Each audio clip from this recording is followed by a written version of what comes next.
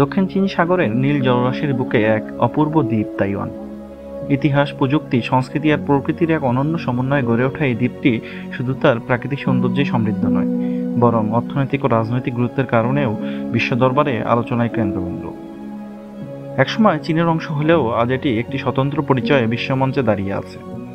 কিন্তু কিভাবে গড়ে উঠল এই দ্বীপ, এর ইতিহাস, সংস্কৃতি ও বর্তমান অবস্থা কি?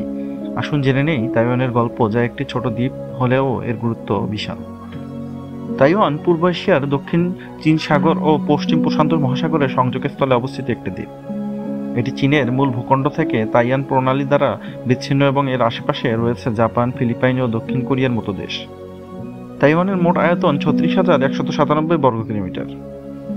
এটি একটি তুলনামূলক ছোট দ্বীপ হলেও জনসংখ্যার ঘনত্ব ও অর্থনৈতিক উন্নয়নের দিক থেকে এটি অত্যন্ত গুরুত্বপূর্ণ।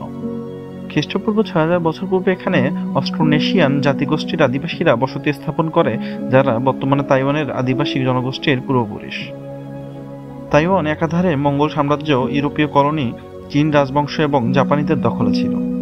তবে দ্বিতীয় বিশ্বযুদ্ধের পর 1945 সালে জাপানের পরাজয়ের মাধ্যমে তাইওয়ান আবার চীনের হাতে ফিরে যায়। 1949 সালে চীনের গৃহযুদ্ধের সময় কমিউনিস্ট পার্টি মাও সেতুংয়ের নেতৃত্বে মূল চীনের নিয়ন্ত্রণ নেয় এবং চিয়াং কাইশেকের নেতৃত্বাধীন ন্যাশনালিস্ট সরকার তাইওয়ানে পালিয়ে আসে। এরপর থেকে এটি আলাদাভাবে শাসিত হয়ে আসছে, যদিও চীন এখনও একে নিজেদের অংশ বলে দাবি করে। তাইওয়ান একটি ছোট দ্বীপ হলেও এর ভূপ্রকৃতি অত্যন্ত বৈচিত্র্যময়। এখানে রয়েছে উঁচু পর্বতমালা, ঘন সবুজ বন, নদী, উপত্যকা, সমুদ্র তীরবর্তী সমভূমি এবং উষ্ণ প্রস্রবণ। দ্বীপটির প্রায় 70% এলাকা পাহাড়ি এবং এর সর্বোচ্চ শৃঙ্গ ইউশন পর্বত।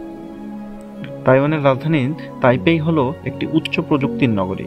এখানে তাইপেই 101 বিশ্বের অন্যতম উচ্চতম ভবনগুলোর মধ্যে একটি। এছাড়া তাইওয়ান সেমিকন্ডাক্টর ও ইলেকট্রনিক্স উৎপাদনে বিশ্ব নেতা, যেখানে টিএসএমসি অন্যতম প্রধান প্রতিষ্ঠান। তাইওয়ান বিশ্বের 20তম বৃহত্তম অর্থনীতি এবং বৈশ্বিক প্রযুক্তি ও বাণিজ্যের অন্যতম কেন্দ্র। এটি মূলত রপ্তানি নির্ভর অর্থনীতি, যেখানে ইলেকট্রনিক্স, অটোমোবাইল পার্টস, টেক্সটাইল এবং জাহাজ নির্মাণ প্রধান শিল্প। তাইওয়ান শিক্ষাক্ষেত্রে অত্যন্ত উন্নত। এখানে বিশ্বের অন্যতম সেরা বিশ্ববিদ্যালয় রয়েছে, যেমন ন্যাশনাল তাইওয়ান ইউনিভার্সিটি।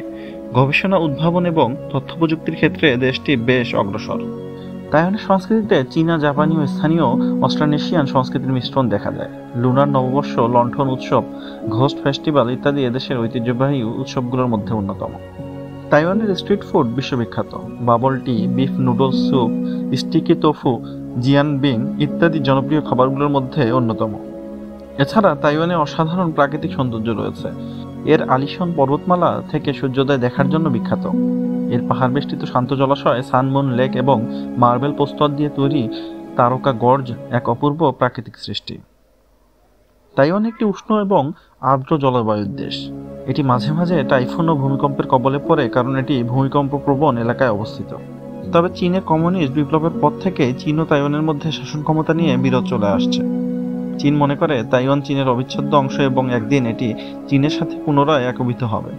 তারা এক চীন নীতি অনুসরণ করে, যেখানে বলা হয় বিশ্বের সব দেশকে কেবলমাত্র একটি চীন সরকারকে স্বীকৃতি দিতে হবে এবং তাইওয়ানকে আলাদা দেশ হিসেবে স্বীকৃতি দেওয়া যাবে না। চীন বারবার বলছে, শান্তিপূর্ণ উপায়ে যদি পুনঃএকত্রীকরণ সম্ভব না হয়, তাহলে তারা সামরিক শক্তি প্রয়োগ করবে। অন্যদিকে তাইওয়ান নিজেকে একটি স্বাধীন ও সার্বভৌম রাষ্ট্র হিসেবে পরিচালনা করে, যদিও তারা আনুষ্ঠানিকভাবে স্বাধীনতা ঘোষণা করেনি। তারা গণতান্ত্রিক শাসন ব্যবস্থা অনুসরণ করে এবং নিজেদের সংবিধান, সেনাবাহিনী ও নির্বাচিত সরকার রয়েছে। বর্তমান প্রেসিডেন্ট সহ অনেক তাইওয়ানি রাজনীতিক মনে করেন তাইওয়ান চীনের অংশ নয় এবং তারা স্বাধীনভাবে নিজেদের ভবিষ্যৎ নির্ধারণ করবে। আন্তর্জাতিকভাবে চীন তাদের এক চীন নীতিতে অনড় এবং তারা সেই বিষয়ে জোরালোভাবে প্রচার করে।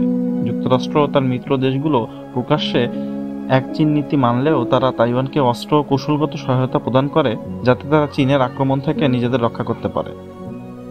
বর্তমানে চীন ক্রমাগত সামরিক মহড়া ও অর্থনৈতিক চাপ সৃষ্টি করছে, যাতে তাইওয়ান একীভূত হতে বাধ্য হয়। অন্যদিকে তাইওয়ান নিজেদের আত্মরক্ষার সক্ষমতা বৃদ্ধি করছে এবং আন্তর্জাতিক মিত্রদের সাথে সম্পর্ক জোরদার করছে। ভবিষ্যতে হয়তো এর শান্তিপূর্ণ সমাধান সম্ভব নয়, কারণ উভয় পক্ষই নিজেদের অবস্থানে অনড় এবং পরিস্থিতি যে কোনো দিন খারাপ হতে পারে।